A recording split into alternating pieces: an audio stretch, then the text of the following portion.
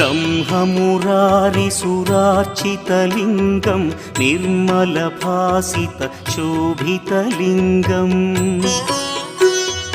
जन्मजदुःखविनाशकलिङ्गं तत्प्रणमामि सदा शिवलिङ्गम्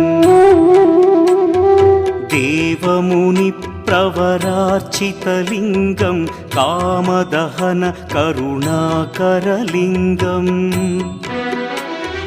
रावणदर्पविनाशकलिङ्गं तत्प्रणमामि सदा शिवलिङ्गम्